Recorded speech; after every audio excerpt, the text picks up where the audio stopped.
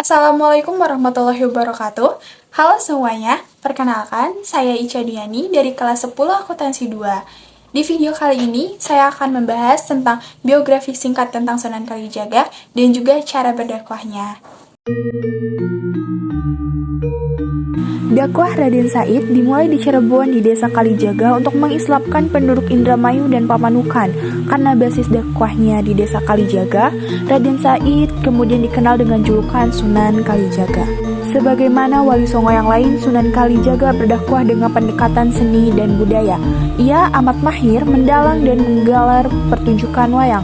Sebagai dalang, ia dikenal dengan julukan Ki Dalang Sida Brangti, Ki Dalang Bangkok, Ki Dalang Kumendung, atau Ki Unehan. Berbeda dengan pertunjukan wayang lainnya, Sunan Kalijaga tidak mematok tarif bagi yang ingin menyaksikan pertunjukan beliau, melainkan cukup dengan menyebut kalimosodo atau 2 kalimat syahadat sebagai tiket masuknya. Dengan begitu, orang-orang yang menyaksikan pertunjukan wayang Sunan Kalijaga sudah masuk Islam. Berkat kelihayan Sunan Kalijaga berbaur, lambat laun masyarakat setempat mengenal Islam pelan-pelan dan mulai menjalankan syariat Islam. Dalam pertunjukannya, terdapat banyak lakon di gubah Sunan Kalijaga yang diadaptasi dari naskah kuno. Salah satu yang paling digemari adalah lakon Dewa Ruci, Layang Kalimasada, lakon Petruk Jadi Raja, dan lain sebagainya. Tidak hanya itu, Sunan Kalijaga juga mendapatkan karakter-karakter baur seperti Punakawan yang terdiri atas Semar, Bagong, Petruk, dan Gareng. Selain menggelar pertunjukan wayang, Sunan Kalijaga juga mengubah tembang-tembang yang syarat dengan muatan keislaman seperti Kidung Rumeksa Ingongi, Ilir-ilir, dan lain sebagainya. Dalam buku Atlas Wali Songo 2016, Agus Sunyoto menuliskan bahwa selain sebagai dalang dan pengubah tembang, Sunan Kalijaga juga berkreasi sebagai seniman dan penari topeng, perancang pakaian, perajin alat-alat pertanian, hingga penasihat sultan dan kepala-kepala daerah di masa itu.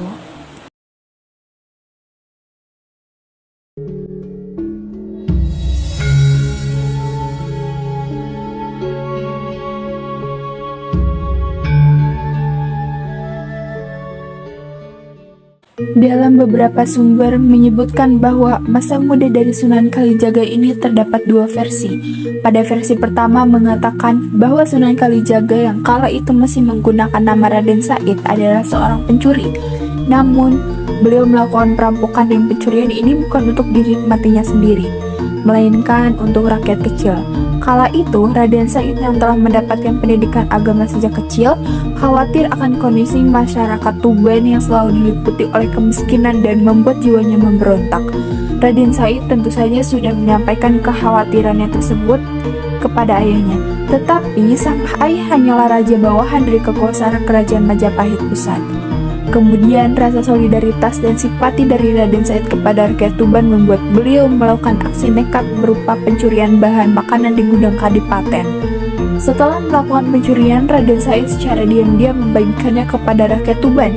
Namun aksi tersebut diketahui oleh penjaga kadipaten hingga menyebabkan beliau mendapatkan hukuman berupa pengusiran dari Tuban. Setelah pengusiran tersebut, Raden Said mengembara tanpa tujuan yang pasti, tetapi tetap dengan misi yang sama, yakni merampok dan mencuri demi kepentingan rakyat kecil. Kemudian, beliau menetap di hutan Jatiwangi, menjadi orang berandal yang merampok orang-orang yang melewati daerah hutan tersebut. Sementara dalam versi kedua mengungkapkan bahwa sejak kecil Raden Said adalah sosok yang nakal dan tumbuh menjadi seorang yang sadis. Beliau bahkan dikatakan pernah membunuh orang dan mendapatkan julukan berandal Lokajaya. Singkat cerita, kenakalan Raden Said berhenti setelah bertemu dengan Sunan Bonang dan bertaubat. Berdasarkan syarat Lokajaya, kala itu Raden Said tengah bersembunyi di hutan sambil mengintai calon mangsa yang lewat. Kebetulan saat itu terdapat orang tua yang menggunakan pakaian serba gemerlap yang tak lain adalah Sunan Bonang. Lantas Raden Said langsung mendekat dan merampas harta dari Sunan Bonang. Tetapi sang Sunan tidak mengetahui niatnya tersebut dan mengeluarkan kesaktiannya dengan menjelma menjadi 4 wujud. Melihat hal itu, Raden Said merasa ketakutan dan melarikan diri. Namun, kemanapun dirinya pergi, selalu berhasil dihadang oleh Sunan Bonang. Hingga pada keadaan terpojok, Raden Said merasa takut dan bertobat kepada Yang Maha Kuasa. Setelah peristiwa tersebut, Raden Said diangkat menjadi murid dari Sunan Bonang. dengan syarat bahwa Raden Said harus menunggu Sunan Bonang di pinggir sungai sambil menjaga tongkat miliknya. Penantian Raden Said di pinggir kali itulah yang menjadikan disebut sebagai kali jaga, yang berarti menjaga kali atau sungai. Menurut sejarah, Sunan Kalijaga memiliki 3 orang istri, yakni Dewi Sarah, Siti Zainab, dan Siti Hafsah. Masa hidup Sunan Kalijaga diperkirakan mencapai lebih dari 100 tahun, yakni sekitar pertengahan abad ke-15 sampai akhir abad 16. Dengan demikian, beliau juga telah mengalami masa akhir dari kekuasaan kerajaan Majapahit, tepatnya pada 1478. Bahkan beliau juga ikut dalam upaya merancang pembangunan Masjid Agung Cirebon dan Masjid Agung Demak. Sunan Kalijaga kemudian wafat sekitar tahun 1680 pada usia 131 tahun. Beliau dimakamkan di Desa Kadilangu yang terletak di Demak. Nah, teman-teman, jadi udah paham kan biografi Sunan Kalijaga dan juga cara dakwahnya? Segitu aja video dari saya, kurang lebihnya mohon maaf. Wassalamualaikum warahmatullahi wabarakatuh. Bye-bye.